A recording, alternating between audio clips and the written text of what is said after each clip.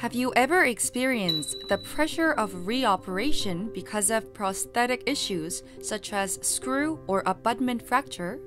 Introduce ESR kit designed to solve a variety of prosthetic issues. In case of screw fracture occurs, the fractured screw can be removed by using ESR kit. Connect the SR drill with the fractured screw. After making a hole for drilling on the fractured screw, turn the SR tip counterclockwise and remove the fractured screw. Also, after using the reverse drill, connect the screw holder on the fractured screw. Then, turn the screw holder counterclockwise to remove the fractured screw.